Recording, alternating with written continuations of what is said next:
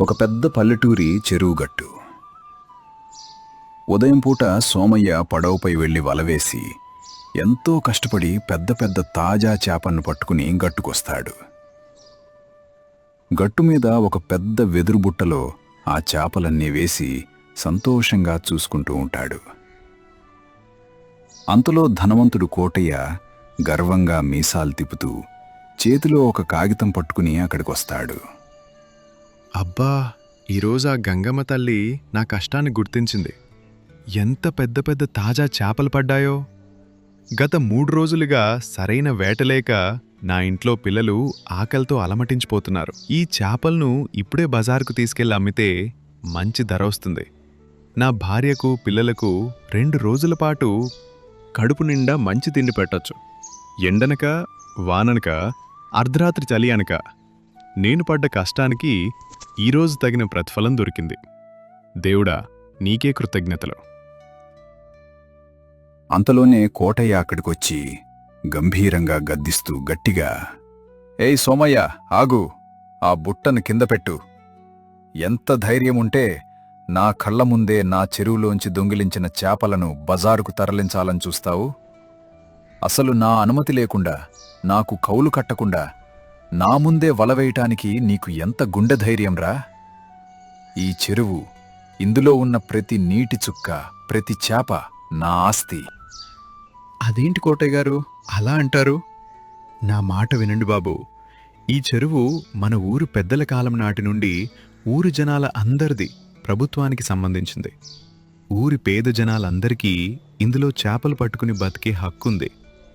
నేను పుట్టినప్పటి నుండి, నా తండ్రి కాలం నుండి రాత్రి పగలు కష్టపడి ఈ నీళ్లలోనే జీవిస్తూ నా కుటుంబాన్ని సాకుతున్నాను. నేను మీకు పన్ను కట్టడం ఏంటి బాబూ? ఇదెక్కడ కొత్త న్యాయం? నీ ఏడుపులు, నీ కష్టాలు నా దగ్గర కాదు సోమయ్య. ఈ చేపల బుట్ట నాదే, నా చెరువులో పసడ్డాయి కాబట్టి ఇవి నా సొంతం. నువ్విక్కడ్నుంచి మర్యాదగా వెళ్తావా, లేక నిన్ను నడి బజార్లో అందరి ముందు దొంగ అని ముద్ర వేసి బంధించమంటావా? ఫో, ఇక్కడ్నుంచి వెళ్ళు. ఈ చేపలు నేను బజార్లో అమ్మి సొమ్ము చేసుకుంటాను. కోటయ్య గారు, ధనముందనే అహంకారంతో ఒక పేదవాణ్ణి ఇంతగా అవమానిస్తారా? సరే, ఈ చేపలు మీ కష్టార్జితమో నా కష్టార్జితమో ఇప్పుడే ఊరు రచ్చబండ దగ్గర తేల్చుకుందాం. పదండి, గ్రామ పెద్ద శివయ్య గారి దగ్గరికే వెడదాం. ఆయన ఏది చెప్తే దానికి నేను కట్టుబడి ఉంటాను. ఒకవేళ నేను దొంగనని తేలితే నా ప్రాణాలు ఇక్కడే వదిలేస్తాను. రండి అని సోమయ్య ఊరి రచ్చబండ దగ్గరికి వెళ్తాడు. అక్కడ గ్రామ పెద్ద శివయ్య గంభీరంగా కూర్చుని ఉంటాడు. చుట్టూ కొద్దిమంది ఊరి జనాలు నిలబడి ఉంటారు. కోటయ్య గర్వంగా ఆ చేపల బుట్టను తన పక్కన పెట్టుకుని నిలబడి ఉంటాడు. సోమయ్య న్యాయం కోసం ఏడుస్తూ శివయ్య ముందు నిలబడి ఉంటాడు. కోటయ్య గారు, సోమయ్య, ఉదయాన్నే మీ ఇద్దరి మధ్య వచ్చిన ఈ పెద్ద గొడవ ఏంటి? ఒకరు ఊర్లోనే పెద్ద ధనవంతులు, మరొకరు కష్టపడే జాలరి. ఈ రచ్చబన్న మీద ఎప్పుడూ నిజాయితీకే తావుంటుంది. అసలు ఏం జరిగిందో ఒక్కొక్కరుగా పక్షపాతం లేకుండా చెప్పండి. శివయ్య గారు, మీరందర్నీ సమానంగా చూసే న్యాయదేవతలు, నా మొర ఆలకించండి. నేను ఉదయాన్నే 3 గంటలకే లేచి చెరువులో ఎంతో కష్టపడి వలవేసి ఈ తాజా చేపలు పట్టుకున్నాను. నా కష్టాన్ని చూసి ఓర్వలేక ఈ కోటయ్య గారు వచ్చి ఆ చెరువు తన సొంతమని, అందులోని చేపలన్నీ తనవేనని నన్ను బెదిరించి నా చేపల బుట్టను బలవంతంగా లాక్కున్నారు బాబు. నా నోటికాడి కూడు లాక్కుని నన్ను దొంగ అంటున్నారు. నా కష్టాన్ని నాకు దక్కేలా చేయండి పెద్దలారా. నేను దొంగతనం చేయలేదు. శివయ్య గారు, ఈ సోమయ్య చెప్పేదంతా పచ్చి అబద్ధం, పెద్ద నాటకం. వీడికి ఏడవటం అలవాటు. ఆ ఏడుపు చూసి మీరు మోసపోకండి. ఈ బుట్టలో ఉన్న చేపలను నేనే నిన్న రాత్రి నా సొంత మనుషులతో ప్రత్యేకంగా పట్టించాను. పట్టిన వెంటనే నా ఇంటి గోని సంచులలో భద్రపరిచాను. ఈ సోమయ్య తెల్లవారుజామున నా ఇంట్లోకి చొరబడి ఈ బుట్టను దొంగిలించుకు వస్తుండగా నేనే చెరువు గట్టు మీద వీడిని పట్టుకున్నాను. వీడు దొంగ, నేనే బాధితుడిని. వీడికి శిక్ష పడాల్సిందే, లేదంటే ఊళ్ళో ఆస్తులకు రక్షణ ఉండదు. రామరామ, ఒకరు నా కష్టమంటున్నారు, మరొకరు నా ఇంట్లో దొంగతనమంటున్నారు. కోటయ్య గారు, ఈ చేపలు మీవే అనడానికి మీ దగ్గర ఏమైనా స్పష్టమైన రుజువు ఉందా? రుజువు ఏముంది శివయ్య గారు? ఈ చేపల బుట్ట నా చేతిలో ఉంది, అదే పెద్ద రుజువు. అయినా ఊళ్ళో ఇంత ఆస్తి ఉన్న నాలాంటి ధనవంతుడు ఈ పేద సోమయ్య చేపల కోసం అబద్ధం చెప్తాడా? మీరే ఆలోచించండి. ఒక దొంగ మాటలు నమ్మి నన్ను అనుమానిస్తారా? నా దగ్గర అధికారుల కాగితం కూడా ఉంది. శివయ్య గారు, ఆ కాగితం అబద్ధం, ఆయన మాటలు అబద్ధం. నాకు ఒక్క అవకాశం ఇవ్వండి.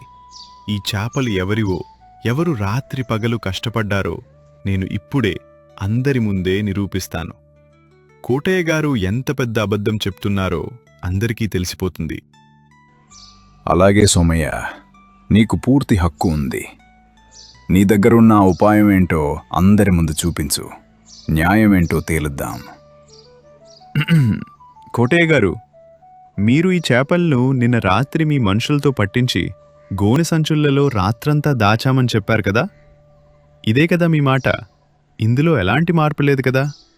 అవును, 100 సార్లు చెప్తాను. రాత్రి నా మనుషులు పట్టి నా గోనె సంచులలోనే భద్రపరిచారు. ఉదయాన్నే బజారుకు పంపుదామని ఉంచాను. ఇందులో ఎలాంటి సందేహం లేదు. నువ్వు ఎన్ని నాటకాలాడినా ఈ చేపలు నావే. పెద్దలారా, ఊరి జనాలారా, మీరంతా విన్నారు కదా? కోటయ్య గారు ఈ చేపలను రాత్రి పట్టామని గట్టిగా చెప్తున్నారు. కానీ నేను ఈ చేపలను ఈరోజు ఉదయాన్నే సూర్యుడు రాకముందు పట్టుకున్నాను. ఒకవేళ ఈ చేపలు రాత్రి పట్టినవైతే ఇవి చనిపోయి చాలా సమయం కావటం వల్ల వీటి కళ్ళు తెల్లగా మారిపోతాయి. వీటి శరీరం కూడా మెత్తబడిపోయి వింత వాసన వస్తుంది. అదే ఉదయాన్నే పట్టిన తాజా చేపలైతే వాటి కళ్ళు ఎర్రగా ప్రకాశవంతంగా మెరుస్తూ ఉంటాయి. శరీరం కూడా గట్టిగా ఉంటుంది. ఇప్పుడు ఈ బుట్టలో ఉన్న చేపలను ఒక్కసారి మీ చేతులతో తాకి పరిశీలించండి శివయ్య గారు. నిజమేంటో మీకే తెలుస్తుంది. ఒక పెద్ద చేపను చేతిలోకి తీసుకుని పరిశీలించి ఆశ్చర్యపోతూ, అరే, నిజమే, ఈ చేపల కళ్ళు చాలా ఎర్రగా ఉన్నాయి. శరీరం కూడా ఎంతో గట్టిగా ఉంది. ఇవి ఇప్పుడే నీటిలోంచి తీసిన తాజా చేపల్లా ఉన్నాయి, కానీ రాత్రి పట్టిన చేపలు ఎంతమాత్రం కావు. కోటయ్య గారు, దీనికి మీ సమాధానమేంటి?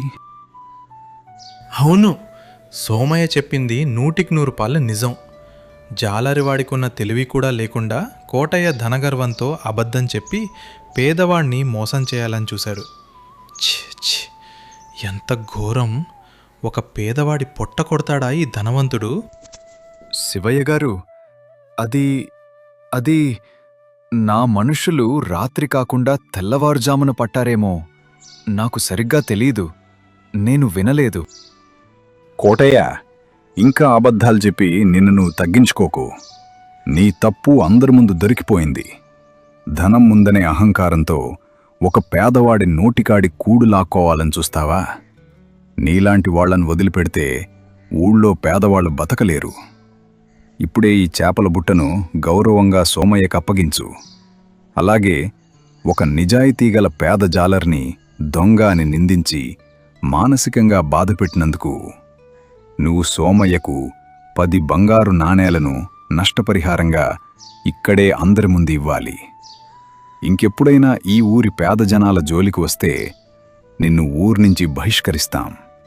ఇది నా రచ్చబండ తీర్పు. తల దించుకుని అవమానంతో భయపడుతూ బంగారు నాణేలు సోమయ్యకిస్తాను. సోమయ్య, నన్ను క్షమించు. నా దురాశ బుద్ధిగడ్డి తినేలా చేశాను. నీ కష్టం నీదే, నీ చేపలు నీవే. ఇంకెప్పుడు నీ జోలికి రాను. ధన్యవాదాలు శివయ్య గారు, న్యాయాన్ని కాపాడారు.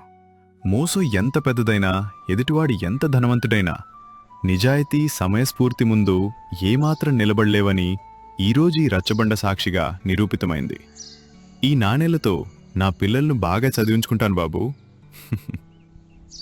అని సోమయ్య సంతోషంగా చేపల బుట్టను తలపై పెట్టుకుని చేతిలో బంగారు నాణేలతో నవ్వుతూ తన ఇంటివైపు నడుస్తుంటాడు. ఊరి జనాలు అతని నిజాయితీని తెలివిని మెచ్చుకుంటూ చప్పట్లు కొడతారు. కోటయ్య అవమానంతో తలదించుకుని అక్కడ్నుంచి వెళ్ళిపోతాడు. దీన్ని బట్టి ధనబలం కంటే బుద్ధిబలమే గొప్పది. ఎదుటివాడు ఎంత ధనవంతుడైనా మనం నిజాయితీగా, ధైర్యంగా మరియు సమయస్ఫూర్తితో ఆలోచిస్తే అన్యాయాన్ని ఎదిరించి మన హక్కును సాధించుకోవచ్చు. కష్టపడేవాడికి భగవంతుడు ఎప్పుడూ అండగా ఉంటాడు.